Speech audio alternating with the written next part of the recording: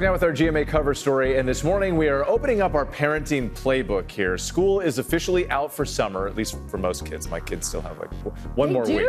Yes, we have one more week. Oh, man. But parents and kids sometimes have a difficult time adjusting here to a new schedule. So joining us now to talk all about it and making the summer switch is psychiatrist Dr. Judith Joseph. Dr. Judith, good morning to you. It's great to have you. Good morning. So we were talking just before that, like my family, we're like right in this right now, trying to figure out our plan. It can be really difficult for parents and kids. So what are some tips you have for families? Well, I tell the parents that I work with that if their kids aren't sleeping, they will not get sleep. It's really important to stick to a good sleep routine as best as you can.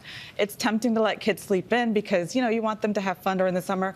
But if they we want a little free time. I was going to say, Go ahead and sleep. Mom and dad need some quiet time. No, I hear what you're saying. Yes, but if you disrupt the sleep routine, then that throws everything else off. If you don't get good sleep, you're going to make poor decisions, and that's about food. It's about, you know, play, about fighting with each other. So keeping sleep sacred is important for the whole family. oh my gosh, my two. We just started summer this week. The big kids, they slept in and then they played quietly in their room for a little bit. Parenting win.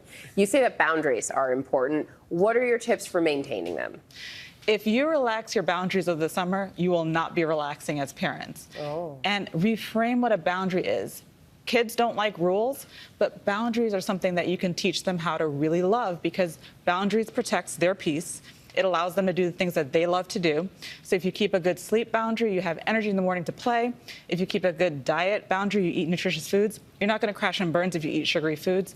If you keep boundaries stable with regards to chores, you get privileges. So reframe it so that they love boundaries and put it somewhere in the home that they can see what they are. They want to know what the consequences are if the boundaries are broken. They want to know that you're maintaining your boundaries because they look at what you do.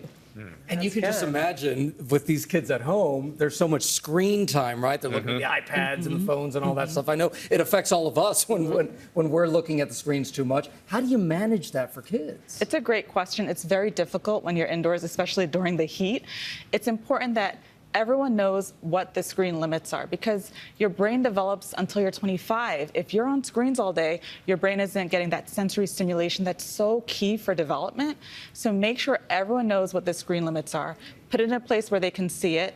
Have alternatives ready. So things like board games, things like cooking kits, and do-it-yourself kits. So those things are really good options if you're not going to be on a screen. And again, if you're on your screen all day, if you're on your phones, they're going to see that, and they're going to see that you're breaking the rules. Important info. Okay, we don't have much time left, but what about summer travel? What are some tips for that? Ooh, this is a doozy. Sometimes you need a vacation from the vacation, right? Exactly. Amen. Yes. Plan ahead. I work with a lot of people who themselves have ADHD and organizational issues, so get to the airport ahead of time, an hour earlier than you think you need to. See if you can check in 24 hours beforehand because you want to anticipate delays. Travel with snacks because sometimes, you know, there are issues with the airport and they don't have the foods that your kids like. And kids are cranky when they're hungry. Yep. Dress in layers because with this heat wave, you want to be able to peel them off. Sometimes luggage gets lost. You want to have extra clothing with you. And also come prepared. Smaller kids should have transitional objects like a blanket or a toy. Older kids need puzzles and things like that. So be prepared. All right. Dr. Judith Joseph, thank you. You're such a pleasure. Thank you for being here on GMA. We appreciate it.